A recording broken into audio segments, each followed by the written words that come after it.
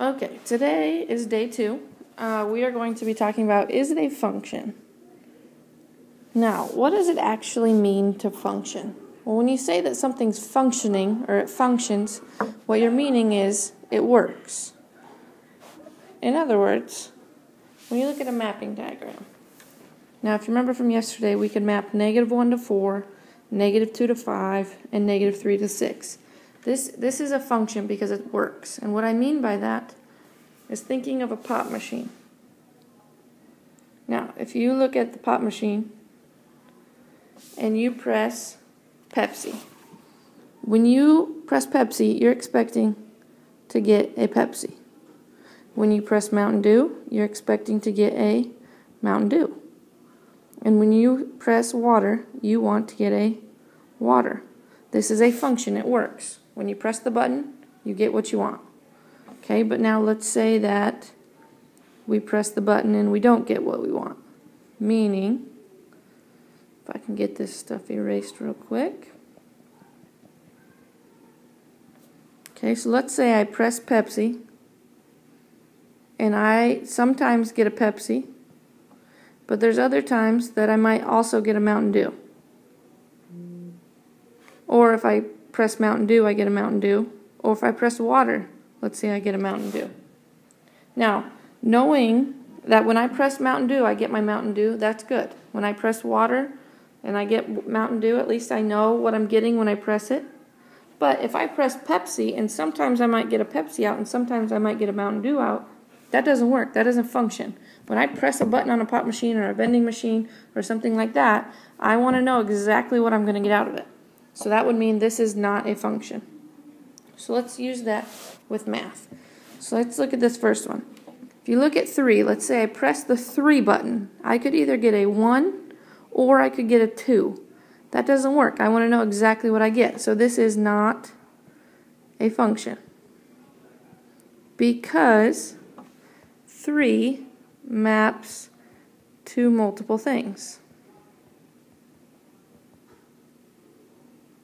Okay, so let's look at another one. -1, when I press -1, I get a 3. When I press 0, I get a 3. And when I press 2, I get a 3.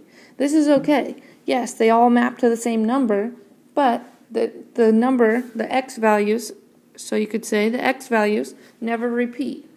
I can't press an x value and get 2 different y values. See how my y values? There's only one arrow coming out of each one, which means it's good. So yes, this is a function. Let's look at another one. When I have 3 and I press 3, I get a 0. When I press 4, I get a -2. When I press 5, I get a 6. I don't have multiple x values, meaning there's not more than one arrow coming out of each one. So the 3 only has one arrow, the 4 has one arrow, and the 5 has one arrow. So yes, this is a function. Now remember, we're only looking at the x values. I don't care if the y values have multiple arrows.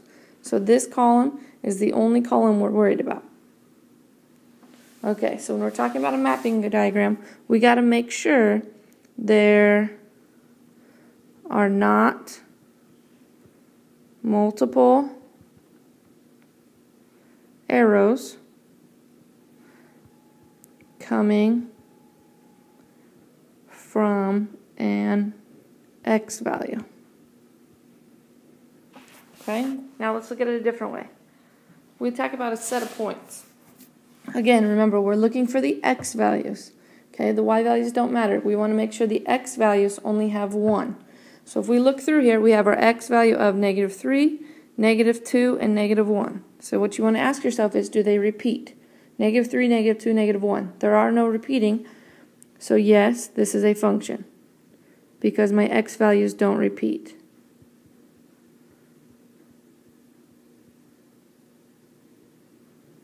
Okay, let's look at another set. Here we have -4, we have -3, and we have -1. Again, the x values do not repeat. Therefore, yes, it is a function. Now, if you look at this one, your y values do repeat. You have 2, 2, and 2, but that doesn't matter. We only look at the x's. Let's look at this one. We have an x value of 1, 1, and 0. If you look, we have two different x values that are 1. and they are mapping to two different things. So this does not work. So no, it's not a function because the x values repeat. Okay, so when we look at the points, we just got to make sure the x values don't repeat. So if they don't repeat, then it's a function. If they do repeat, then it's not a function. All right, now we get into graphing. The vertical line test. Okay, sometimes we'll call this the VLT. The vertical line test says that if a vertical line passes through two or more points, then it's not a function.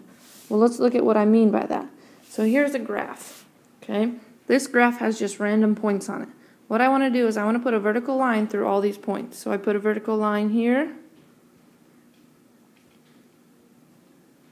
vertical line, vertical line, vertical line, vertical line. Now look at all your vertical lines. Does it ever hit more than one point at the same time? So in other words, this line never hits more than one. This line never hits more than one. Only hits one, only hits one, and only hits one. Therefore, since the vertical line never hits more than one point, yes, this is a function. And the reasoning behind it would be the VLT, or the vertical line test. All right, let's look at this one. So this one's a line. Okay, so if I put a vertical line anywhere through this graph, if you look, it only hits 1 point, 1 point, 1 point, 1 point, 1 point, 1 point, 1 point, and 1 point. It never hits more than one. Therefore, yes, it's a function. Okay, let's look at another one. Now here's another graph. This is a different graph, so if you look at it and I put in vertical lines, you don't even have to do more than one because you look at the first one, it hits 2 points. Okay, so because that vertical line hit more than 1 point, no, not a function. Or in other words, it didn't work. And you could say because of the vertical line test, or because the vertical line went through the graph and hit more than 1 point. Last one we're going to look at. Actually, we have two more. Sorry. We put the vertical line through this. See how it only hits 1 point? But when you put a vertical line through here, it hits 1, 2, 3 points. So since the vertical line hit more than 1 point, no, it's not a function. Last one we're going to look at now. This one's just curvy, but just because it's curvy doesn't mean it's not going to be a function. So we put a vertical line anywhere through here. Okay, you notice that it never hits more than 1 point. So just because it curved doesn't mean it's not a function, because this one actually is a function.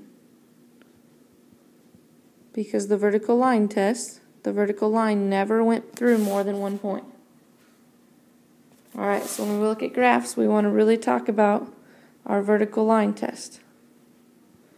Okay, so if a vertical line goes through and hits more than 1 point, it is not a function.